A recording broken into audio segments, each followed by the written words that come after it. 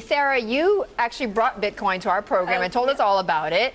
What happened? What's the plunge about? Quite the frenzy. Well, the selling is about the fact that so many people are jumping into this virtual currency. It's created so much attention that Mt. Gox, one of the biggest Bitcoin exchanges, actually reported that it was having trouble technologically keeping up with all the order flow. And it's a problem because this is really all about technology. That's what's driving this. It's virtual. There's no government. There's no central bank. There's no regulation. And this is why Michael McKee, the economics editor here, is going to argue with me about its legitimacy. But whether it's legitimate, whether it's legitimate or not, it's creating a lot of interest. And there is a debate to be had over whether ultimately it's a good store of value and you can buy stuff with it. Increasingly, yes. But you think it's dumb?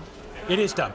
We've got the wrong reporter out here because Sarah covers currencies. We should have Alex Steele. This is a commodity. It's no different than the tulip mania of the 1600s because Bitcoin has so many flaws. I mean, there's an argument to be made for an international electronic medium of exchange. Bitcoin is not it. First of all, it has some tremendous design flaws, including the fact that they're only going to allow 21 million eventually in business, which means that there's going to be an extreme shortage of liquidity. So they've got just a set supply then. Well, it's 21 million. It's determined by now there's about 11 million. They say that it's capped at 21. So there's not going to be any liquidity when everybody tries to get out. You can't get out. Second, and this is the biggest problem, it's extraordinary deflationary because you can't expand that money supply. If Sarah signed a contract to rent an apartment for 100 Bitcoins a month and it goes to 260 a month, she's in big trouble.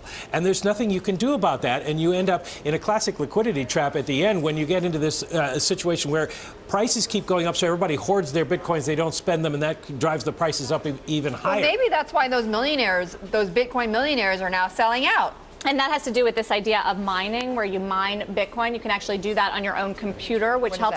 It's the way that computers are solving these difficult cryptographic that's part of the problem as well, though, because you can't do it on your own computer anymore. It's gotten so complex. Now you need a whole group of computers together, supercomputers, to do this mining, which means it's an unfair advantage to some who gain from this the Bitcoin mining and gain more Bitcoins. Everyone else just has to go and try to buy one.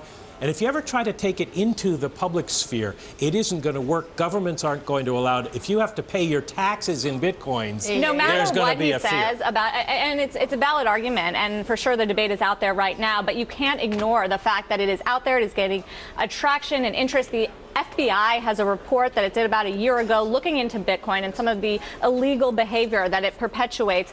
The European Central Bank has written reports before about virtual currencies as credibility threats to actual currencies like the euro, like the dollar. Perhaps they're anarchists, perhaps they're libertarians. Facebook has a virtual currency that's just as big as Bitcoin, but we're not talking about it. Yeah. Interesting. That is interesting.